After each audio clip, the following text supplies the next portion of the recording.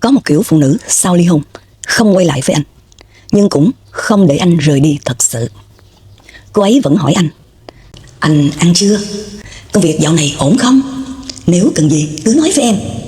Nghe thì giống sự tử tế, nhưng có những người đàn ông mất thêm 5 năm cuộc đời chỉ vì không nhận ra điều này. Và đến khi hiểu ra, bạn mới biết có một kiểu ràng buộc không cần hôn nhân vẫn giữ được một người đàn ông. Nếu bạn từng ly hôn hoặc từng bị giữ lại bởi một mối quan hệ đã kết thúc, có lẽ câu chuyện hôm nay sẽ khiến cho bạn suy nghĩ rất lâu. Người đàn ông trong câu chuyện này tên là Hùng. Anh sống ở Đức. Không phải kiểu đàn ông thành đạt rực rỡ, nhưng cũng không phải là người thất bại. Hùng làm trong một xưởng cơ khí ở Hamburg. Công việc lặp lại mỗi ngày. Sáng đi làm, chiều về nhà. Cuộc sống của anh trước đây khá đơn giản. Đi làm, về nhà, ăn tối cùng vợ. Đôi khi cuối tuần, hai người ghé vào một quán ăn Việt ở khu người Việt gần ga tàu. Không lãng mạn, nhưng ổn định. Người vợ của Hùng tên là Mai. Mai không phải là kiểu người phụ nữ nói nhiều. Cô khá điềm tĩnh, thậm chí có đôi lúc hơi lạnh. Nhưng Hùng luôn nghĩ đó là kiểu phụ nữ đáng tin cậy. Trong mắt anh, Mai là người phụ nữ không phức tạp, không kịch tính, không làm cho anh đau đầu. Và có lẽ đó cũng là lý do anh chưa từng nghĩ cuộc hôn nhân này sẽ kết thúc. Một buổi tối mùa đông, tuyết rơi rất nhẹ ngoài cửa sổ. Mai đặt một tách trà xuống bàn, rồi nói một câu rất bình tĩnh. Em nghĩ chúng ta nên dừng lại. Không có cãi nhau, không có nước mắt. Chỉ là một câu nói nhẹ đến mức mà Hùng nghĩ là mình nghe lầm. Và anh hỏi lại, ý em là sao? Mai nhìn xuống bàn, một khoảng im lặng rất dài. Rồi cô nói, em cảm thấy chúng ta không còn là một gia đình nữa. Đôi khi một cuộc hôn nhân kết thúc không phải vì một biến cố lớn. Không có người thứ ba, không có chuyện gì gây sốc. Chỉ là hai người đã đi quá xa nhau mà không nhận ra. 3 tháng sau, Hùng ký vào giấy ly hôn. Sau khi chia tay, Hùng chuyển sang một căn hộ nhỏ. Căn hộ chỉ có một phòng khách và một cái bếp nhỏ. Những ngày đầu thì mọi thứ rất yên tĩnh. Không còn ai hỏi anh là hôm nay sao anh về muộn vậy? Không còn ai để sẵn một cái áo khoác trước cửa. Không còn tiếng bước chân trong nhà lúc buổi sáng. Những người đàn ông từng ly hôn thường nói rằng điều khó nhất không phải là chia tay, mà là sự im lặng sau đó. Nhưng điều kỳ lạ là Mai không hoàn toàn biến mất khỏi cuộc sống của Hùng. Một buổi tối, Hùng nhận được một tin nhắn. Anh ăn chưa? Anh nhìn điện thoại. Tên người gửi là Mai. Không có gì đặc biệt, chỉ là một câu hỏi. Và anh trả lời, anh ăn rồi. Vài ngày sau, Mai lại nhắn, trời Hamburg đang lạnh, anh nhớ mặc áo ấm. Một lần khác, xe của Hùng bị hư giữa đường. Mai gửi cho anh địa chỉ của một garage. Ở đây sửa xe khá uy tín. Tất cả mọi thứ đều rất đúng mực. Không thân mật, không lạnh lùng, chỉ là một sự quan tâm nhẹ nhàng. Bạn bè của Hùng nói là Vợ cũ của mày vẫn còn thương mày đó. Hùng cũng nghĩ như vậy. Nhưng anh không biết rằng có những mối quan hệ sau khi kết thúc vẫn tiếp tục tồn tại theo một cách rất khó gọi tên. Và đôi khi người đàn ông không nhận ra mình đang đứng ở giữa một mối quan hệ đã kết thúc. 3 tháng, rồi 6 tháng, Mai vẫn thỉnh thoảng nhắn tin. Không nhiều, nhưng cũng không biến mất. Và Hùng bắt đầu quen với điều đó. Quen với việc là Mai vẫn ở đâu đó trong cuộc sống của mình. Không phải vợ, nhưng cũng không phải người lạ. Cho đến một ngày, một chuyện xảy ra. Một chuyện khiến Hùng bắt đầu tự hỏi, liệu sự tử tế của Mai có thật sự đơn giản như anh nghĩ? Hay đó là một cách khác để giữ một người đàn ông ở lại trong cuộc đời mình? Nhưng câu trả lời chỉ xuất hiện vài tháng sau đó. Và khi Hùng hiểu ra, anh đã mất thêm một khoảng thời gian dài. Thời gian sau ly hôn trôi qua khá chậm. Những người đàn ông sống một mình ở xứ người thường có một thói quen giống nhau. Họ đi làm nhiều hơn, ở lại xưởng lâu hơn, về nhà muộn hơn. Không phải vì công việc quá bận, mà vì căn hộ nhỏ đó không còn ai chờ họ nữa. Và Hùng cũng vậy. Anh bắt đầu nhận thêm ca làm. Cuối tuần đôi khi đi ăn với vài người bạn Việt. Cuộc sống không vui nhưng cũng dần ổn định. Và trong khoảng thời gian đó, Mai vẫn thỉnh thoảng xuất hiện trong điện thoại của anh. Không nhiều, nhưng cũng không bao giờ biến mất hẳn. Khoảng 8 tháng sau ly hôn, một người bạn trong cộng đồng giới thiệu cho Hùng một cô gái. Tên cô là Loan. Loan mới sang Đức được vài năm, làm trong một tiệm bánh nhỏ, không quá xinh nhưng khá dễ nói chuyện. Hùng và Loan gặp nhau ở một quán cà phê gần ga tàu. Buổi nói chuyện kéo dài gần 2 tiếng. Không có cảm xúc mãnh liệt, nhưng có một điều rất rõ, đó là Hùng cảm thấy dễ chịu. Một cảm giác mà lâu rồi anh không có. Sau buổi gặp đó, hai người bắt đầu nhắn tin nhiều hơn. Thỉnh thoảng đi ăn tối, và lần đầu tiên sau ly hôn, Hùng nghĩ rằng có lẽ mình có thể bắt đầu lại. Nhưng đúng vào thời điểm đó, Mai nhắn tin cho anh. Không phải một tin nhắn đặc biệt, chỉ là: Dạo này anh thế nào? Hùng trả lời khá bình thường: Anh ổn. Mai hỏi thêm một câu: Anh có quen ai mới chưa? Hùng ngập ngừng vài giây rồi trả lời thật: Có, gặp một người. Tin nhắn bên kia im lặng khá lâu. Rồi Mai viết: Anh chắc chưa? Một câu hỏi rất nhẹ, không cấm đoán, không phản đối, chỉ là một câu hỏi. Những ngày sau đó, Mai bắt đầu nhắn tin nhiều hơn một chút. Cô không nói rằng Hùng không nên quen người mới, nhưng cô nói những câu như là: Anh nên suy nghĩ kỹ. Em chỉ sợ anh lại khổ. Không phải ai cũng phù hợp với anh. Tất cả những câu đó nghe ra thì rất là quan tâm, rất tử tế. Nhưng sau mỗi cuộc trò chuyện với Mai, Hùng bắt đầu cảm thấy mình chậm lại. Anh vẫn gặp Loan, nhưng trong đầu của anh bắt đầu xuất hiện những câu hỏi. Liệu cô ấy có thật sự phù hợp? Liệu mình có đang vội vàng? Liệu mình có nên đợi thêm một thời gian nữa? Hùng bắt đầu nhận ra một điều. Mỗi khi cuộc sống của anh chuẩn bị bước sang một hướng mới, thì Mai lại xuất hiện. Không phải để kéo anh quay lại, chỉ là để khiến anh dừng lại một chút. Không nhiều, chỉ một chút. Nhưng đôi khi chỉ cần một chút do dự cũng đủ để thay đổi quyết định của một người đàn ông. Một buổi tối, Hùng đang ngồi ăn tối cùng Loan. Cuộc nói chuyện khá vui vẻ. Loan kể về tiệm bánh nơi mà cô làm việc, về những ngày mùa đông ở Đức, về những dự định trong tương lai. Nhưng trong lúc Loan đang nói thì điện thoại của Hùng rung lên. Tin nhắn từ Mai. Chỉ một câu: Trời Hamburg hôm nay rất lạnh. Anh nhớ về sớm. Hùng nhìn màn hình vài giây. Không biết vì sao, nhưng trong khoảnh khắc đó anh cảm thấy bối rối. Loan hỏi: Có chuyện gì về anh? Hùng lắc đầu: Không có gì. Nhưng chính anh cũng không hiểu tại sao một tin nhắn đơn giản như vậy lại khiến cho anh không còn tập trung vào cuộc trò chuyện nữa. Đêm đó Hùng về nhà khá muộn.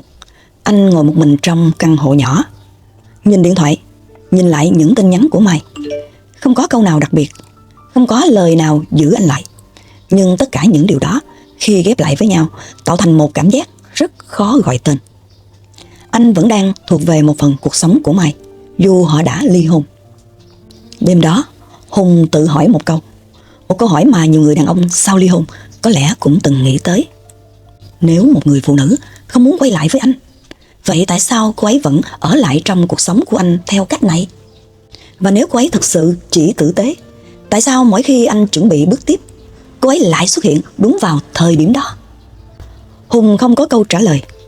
Cho đến vài tuần sau đó, khi anh gặp một người khiến anh hiểu ra một điều mà rất nhiều người đàn ông không nhận ra. Đôi khi người phụ nữ không cần quay lại với anh, nhưng vẫn có thể giữ anh ở lại trong cuộc đời mình.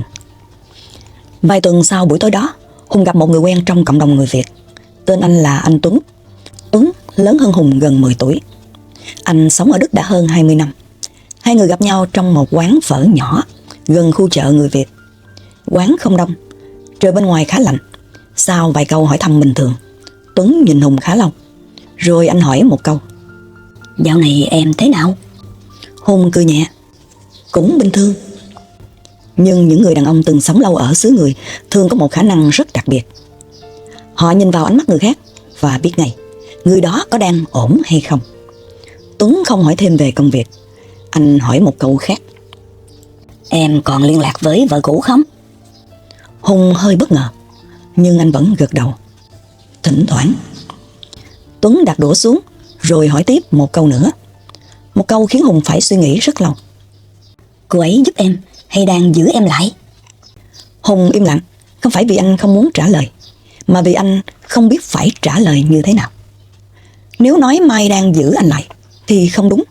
Cô chưa bao giờ nói muốn quay lại, cũng chưa bao giờ ngăn cản anh quen với người khác. Nhưng nếu nói cô chỉ đơn giản là tử tế thì cũng không hoàn toàn đúng. Vì mỗi khi Hùng chuẩn bị bước sang một mối quan hệ mới thì Mai lại xuất hiện, rất nhẹ nhưng đúng lúc. Tuấn uống một ngụm trà rồi chậm rãi. Có những người phụ nữ không muốn quay lại, nhưng họ cũng không muốn người đàn ông đó biến mất khỏi cuộc đời mình. Hùng nhìn Tuấn, không nói gì. Tuấn tiếp tục. Không phải vì họ còn yêu, đôi khi chỉ vì thói quen, hoặc là vì họ vẫn muốn biết mình còn ảnh hưởng tới người đàn ông đó. Tuấn nói thêm vài câu, một câu khiến Hùng nhớ rất lâu. Sau ly hôn, có những người đàn ông mất tự do, không phải vì họ còn yêu, mà vì họ vẫn phản ứng theo cảm xúc của người cũ. Chỉ cần người phụ nữ đó hỏi, anh chắc chưa? Người đàn ông sẽ bắt đầu do dự. Chỉ cần cô ấy nói, em chỉ sợ anh khổ, thì người đàn ông sẽ bắt đầu suy nghĩ lại. Không ai ép anh, không ai giữ anh, nhưng anh vẫn ở đó. Đêm hôm đó, trên đường về nhà, Hùng nhớ lại rất nhiều chuyện. Những lần Mai nhắn tin, những lần cô hỏi, anh có quen ai chưa? những lần cô nói, Anh nên suy nghĩ kỹ. lúc đó Hùng nghĩ đó chỉ là sự quan tâm. Nhưng bây giờ khi nhìn lại, anh bắt đầu thấy một điều khác. Mai chưa từng nói Đừng quen người mới, nhưng cô luôn nói những câu khiến anh chậm lại. có một kiểu ràng buộc rất khó nhận ra. Không phải tình yêu, không phải trách nhiệm, cũng không phải là hôn nhân. Chỉ là một sợi dây rất mỏng, nhưng vẫn đủ để giữ một người đàn ông ở lại trong quỹ đạo của mình. Và điều kỳ lạ là cả hai người đôi khi cũng không nhận ra điều đó. Trước khi rời quán, Tuấn nói với Hùng một câu cuối cùng. Anh không biết vợ cũ của em nghĩ gì, nhưng anh chỉ hỏi em một điều. Nếu một ngày cô ấy hoàn toàn biến mất khỏi cuộc sống của em, không còn tin nhắn, không còn hỏi thăm, không còn lời khuyên nhủ, em có cảm thấy nhẹ nhõm hay trống rỗng? Hùng không trả lời, vì trong khoảnh khắc đó anh nhận ra một sự thật. Có thể anh không còn là chồng của Mai, nhưng trong nhiều quyết định của cuộc đời mình, anh vẫn vô thức hỏi ý kiến của cô ấy. Và đó là lúc Hùng bắt đầu hiểu, sau ly hôn, một mối quan hệ có thể kết thúc trên giấy tờ, nhưng đôi khi nó vẫn tiếp tục tồn tại ở một nơi khác. Trong tâm trí, trong thói quen, trong những tin nhắn tưởng như rất bình thường. Nhưng điều khiến Hùng thực sự hiểu ra mọi chuyện lại xảy ra vài tuần sau đó. Một chuyện rất nhỏ, một tin nhắn, nhưng chính tin nhắn đó khiến anh nhận ra mình đã đứng ở giữa quá khứ quá lâu. Sau cuộc nói chuyện với Tuấn, Hùng bắt đầu chú ý nhiều hơn đến những tin nhắn của Mai. Không phải vì anh khó chịu, chỉ là lần đầu tiên anh bắt đầu quan sát mối quan hệ đó từ bên ngoài, như thể anh đang nhìn vào cuộc sống của chính mình. Một buổi chiều cuối tuần, Hùng hẹn gặp Loan. Lần này không phải là một buổi cà phê bình thường. Hùng muốn nói chuyện nghiêm túc hơn. Trong vài tháng qua, Loan luôn kiên nhẫn với anh, không vội vàng, không áp lực, chỉ đơn giản là ở bên cạnh. Và Hùng cảm thấy đã đến lúc anh phải thành thật, hoặc bước tiếp, hoặc là dừng lại. Trên đường đến chỗ hẹn, điện thoại của Hùng rung lên. Một tin nhắn, người gửi là Mai. Hùng mở điện thoại, tin nhắn chỉ có vài chữ. Anh đang làm gì vậy? Một câu hỏi rất bình thường, nhưng Hùng không trả lời ngay. Anh nhìn màn hình điện thoại khá lâu, rồi trong đầu anh xuất hiện một suy nghĩ rất lạ. Nếu hôm nay anh nói với Mai rằng mình đang đi gặp một người phụ nữ khác, Mai sẽ phản ứng như thế nào? Sẽ buồn, sẽ im lặng, hay sẽ nói là anh nên suy nghĩ kỹ? Trong vài giây ngắn ngủi đó, Hùng nhận ra một điều. Mỗi khi anh chuẩn bị làm một điều quan trọng trong cuộc sống, anh vẫn vô thức nghĩ tới phản ứng của Mai. Không phải vì anh còn yêu, mà vì trong suốt thời gian qua, Mai vẫn ở đó, ở một vị trí rất kỳ lạ. Không phải vợ, nhưng cũng không hoàn toàn là quá khứ. Có một điều mà rất nhiều người đàn ông sau ly hôn không nhận ra. Họ nghĩ rằng chỉ cần ký giấy ly hôn thì mọi thứ sẽ kết thúc. Nhưng thực tế, một mối quan hệ không kết thúc bằng giấy tờ. Nó kết thúc khi tâm trí của người đàn ông đó thực sự rời đi. Và đôi khi người đàn ông không rời đi, chỉ vì một người vẫn thỉnh thoảng quay lại hỏi, Anh ổn không? Hùng cầm điện thoại. Anh định trả lời Mai như mọi lần, nhưng lần này anh dừng lại. Anh đặt điện thoại xuống, không trả lời, không giải thích, không nói gì, chỉ đơn giản là để tin nhắn đó nằm yên. Đó là một việc rất nhỏ, nhưng đối với Hùng, đó là lần đầu tiên anh không phản ứng theo quỹ đạo cũ. Buổi tối hôm đó, Hùng gặp Loan. Hai người ngồi trong một quán ăn nhỏ. Loan hỏi, hôm nay anh có vẻ suy nghĩ nhiều. Hùng cười nhẹ. Có lẽ anh đang học cách sống lại. Loan không hiểu câu đó có nghĩa gì, nhưng cô không hỏi thêm. Tối hôm đó khi Hùng về nhà, tin nhắn của Mai vẫn nằm trong điện thoại. Anh nhìn nó một lần nữa rồi tắt màn hình. Lần đầu tiên sau nhiều tháng, Hùng nhận ra một điều. Có thể Mai không cố ý giữ anh lại, nhưng chính sự tử tế của cô đã khiến anh không nhận ra mình vẫn đứng trong quá khứ.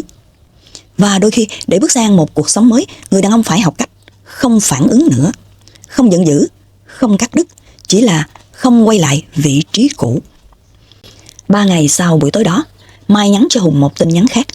Lần này không phải là câu hỏi, chỉ là một câu rất ngắn. Dạo này anh ít trả lời tin nhắn của em. Hùng nhìn điện thoại khá lâu. Trước đây thì anh sẽ trả lời ngay. Có thể là giải thích, có thể là xin lỗi, nhưng lần này anh không biết nên nói gì. Trong suốt thời gian sau ly hôn, Hùng chưa từng nghĩ rằng mối quan hệ giữa anh và Mai có vấn đề gì. Không cãi nhau, không căng thẳng, chỉ là hai người thỉnh thoảng hỏi thăm nhau. Nhưng sau cuộc nói chuyện với Tuấn và sau buổi tối gặp Loan, Hùng bắt đầu hiểu ra một điều. Có những mối quan hệ không còn là hôn nhân, nhưng cũng không cho phép một người đàn ông bước tiếp hoàn toàn. Không phải vì ai đó cố tình giữ, mà vì cả hai đều quen với việc đối phương vẫn ở đó. Hùng nhớ lại câu nói của Tuấn. Sau ly hôn, nhiều người đàn ông vẫn sống trong quỹ đạo của người cũ. Không phải vì tình yêu, mà vì thói quen, vì sự quen thuộc, vì cảm giác rằng ở đâu đó vẫn có một người hiểu mình. Nhưng đôi khi chính cảm giác đó lại khiến một người đàn ông không bao giờ thực sự bước sang một cuộc đời mới. Sau một lúc rất lâu, Hùng cuối cùng cũng trả lời Mai. Anh viết: anh vẫn ổn, chỉ là dạo này anh muốn tập trung vào cuộc sống của mình một chút. Không trách móc, không giải thích nhiều, chỉ là một câu rất bình tĩnh. Mai không trả lời ngay. Tin nhắn bên kia im lặng khá lâu. Tối hôm đó, Hùng ngồi trong căn hộ nhỏ của mình. Ngoài cửa sổ trời Hamburg vẫn lạnh, nhưng lần này sự im lặng trong căn hộ không còn nặng nề như trước. Vì lần đầu tiên Hùng cảm thấy mình đang thực sự bước ra khỏi một vòng tròn. Không phải bằng một cuộc cãi vã, không phải bằng sự giận dữ, chỉ là bằng một quyết định rất đơn giản: không đứng ở vị trí cũ nữa. Nhiều người nghĩ rằng điều khó nhất sau ly hôn là nỗi buồn, nhưng thực ra điều khó nhất là dứt bỏ khỏi quỹ đạo của quá khứ. Có những người đàn ông không quay lại với vợ cũ, nhưng cũng không bao giờ thực sự rời đi. Họ chỉ đứng ở giữa một cuộc hôn nhân đã kết thúc và một cuộc sống mới chưa bắt đầu. Câu chuyện của Hùng đến đây vẫn chưa có một kết thúc rõ ràng. Anh vẫn sống ở Hamburg, vẫn đi làm mỗi ngày, vẫn thỉnh thoảng gặp Loan. Còn Mai, cô ấy cũng không biến mất hoàn toàn, chỉ là khoảng cách giữa họ đã bắt đầu thay đổi. Nhưng tôi muốn hỏi các bạn một câu. Nếu bạn là Hùng, bạn sẽ làm gì? Bạn sẽ giữ mối quan hệ tử tế với người cũ, hay dứt khoát rời khỏi quỹ đạo đó để bắt đầu cuộc sống mới? Theo các bạn, người phụ nữ trong câu chuyện này thật sự chỉ là một người tử tế, hay cô ấy cũng đang giữ lại một phần của quá khứ? Tôi rất muốn nghe suy nghĩ của các bạn. Hãy để lại ý kiến dưới phần bình luận. Biết đâu câu trả lời của các bạn cũng sẽ giúp một người đàn ông khác đang ở trong hoàn cảnh giống Hùng hiểu rõ hơn về chính cuộc đời của mình. Cảm ơn bạn đã ở lại. Chào bạn.